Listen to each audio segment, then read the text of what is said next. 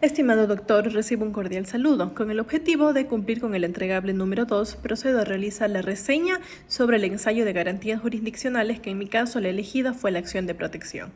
Para comprender a plenitud la acción de protección, resulta preponderante remontarnos a sus orígenes en un contexto histórico de las luchas políticas y sociales por las cuales se caracterizaba el Ecuador en décadas pasadas. En este sentido, es importante analizar que como país hemos experimentado un sinnúmero de panoramas de inestabilidad económica y política en los cuales ha preponderado los conflictos de índole social, y es ahí donde los derechos tanto individuales como colectivos de las personas se veían vulnerados, por lo cual bajo este contexto es que cada vez con más frecuencia se presentaba la exigencia por parte de la sociedad de la existencia de mecanismos jurídicos que protegieran en sí estos derechos.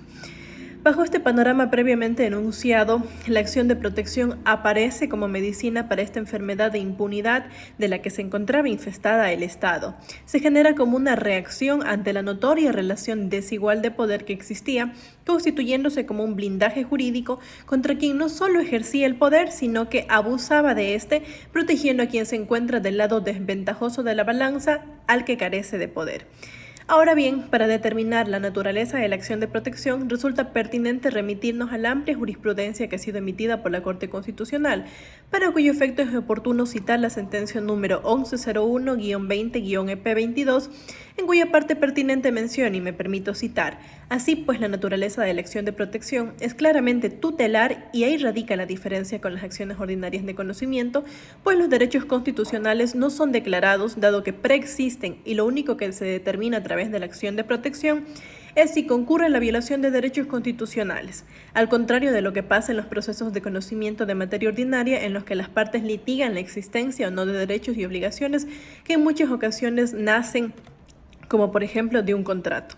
Determinando de esta forma ya la Corte Constitucional de manera específica en qué se va a centrar la naturaleza de la acción de protección.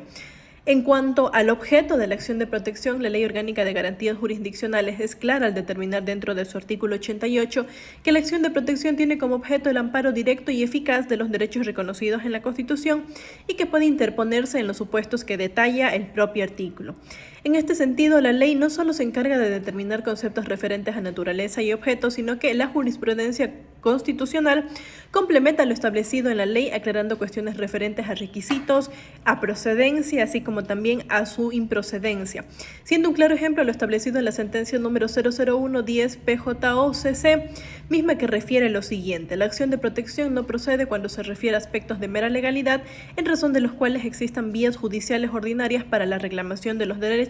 y particularmente la vía administrativa. Concordante con esta jurisprudencia emitida por la Corte Constitucional al referirse a la procedencia de elección de protección, se destaca la sentencia número 134-17-SEP-CC, que en su parte expositiva señala lo siguiente: queda claro, a partir de las consideraciones jurídicas antecitadas, que si bien la acción de protección resulta excepcional y su procedencia está sujeta a las condiciones o requisitos dados en la propia Constitución y la ley, es obligación de las o los jueces constitucionales, al conocer dicha acción,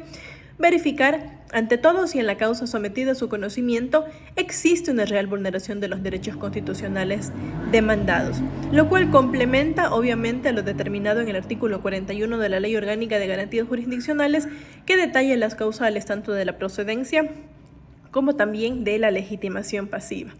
En cuanto al accionar de los jueces cuando resuelvan y conozcan acciones de protección, la Corte Constitucional menciona en sentencia número 00116-JPO-CC lo siguiente: las consideraciones expuestas en la presente sentencia permiten al Pleno de esta Magistratura Constitucional emitir la siguiente regla con carácter erga omnes: las juezas y jueces constitucionales que conozcan de una acción de protección deberán realizar un profundo análisis acerca de la real concurrencia de los hechos del caso concreto, para lo cual las juezas o jueces constitucionales, únicamente cuando no encuentren vulneración de derechos constitucionales y lo señalen motivadamente en su sentencia sobre la base de los parámetros de razonabilidad, lógica y comprensibilidad, podrán determinar que la justicia ordinaria es la vía idónea y eficaz para resolver el asunto controvertido. Así también la ley es clara al determinar las causales de improcedencia de la acción de protección, siendo estas las recogidas en el artículo 42 de la Ley Orgánica de Garantías Jurisdiccionales. Para tener una visión más clara de la improcedencia de la acción de protección, La Corte Constitucional así también ha remitido la sentencia número 1101-20EP, lo cual complementa a lo mencionado y a lo establecido dentro de, el artículo en mención. Bajo este sentido es importante entender que la jurisprudencia que ha sido emitida por la Corte Constitucional abarca varios puntos a analizar, ya sea cuando intenta conceptualizarla, cuando intenta definir su naturaleza para determinar bajo qué supuestos esta puede resultar improcedente y en general. Sin embargo, realiza también avances en cuanto al análisis que tenía en un principio, cuanto al criterio que tenía en un inicio, siendo una de las más actuales la sentencia número 2006-18-EP24, la cual establece de manera específica y ya de manera tajante cuáles casos no pueden ser establecidos o no pueden ser conocidos vía acción de protección y cuáles casos deben ser conocidos de manera específica ante la justicia ordinaria, para lo cual ha establecido que ha identificado más bien la Corte Constitucional una nueva excepción cuando se impugnan actos administrativos sobre conflictos laborales entre el Estado y las servidoras y servidores públicos, como por ejemplo la terminación de contratos de servicios ocasionales, la finalización de nombramientos provisionales, la homologación salarial, la supresión de partidas, liquidación, entre otras. Ha definido la Corte Constitucional que el conocimiento del caso corresponde por regla general a la jurisdicción de lo contencioso administrativo. De esta manera vemos que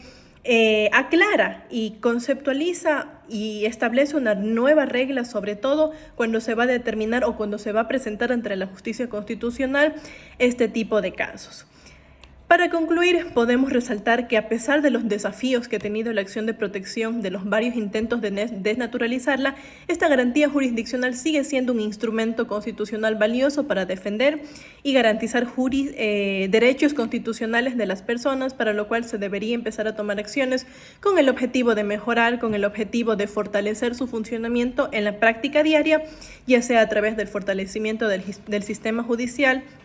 ya sea velando por la efectiva simplificación de trámites, generando espacios de capacitación y de difusión sobre esta garantía, así como implementando mecanismos de seguimiento que garanticen el cumplimiento de las medidas de protección que se emiten a través de estas acciones de protección y que están encaminadas ¿a qué cosa? A la real protección y al resarcimiento en el caso de que se produzcan vulneraciones de los derechos constitucionales.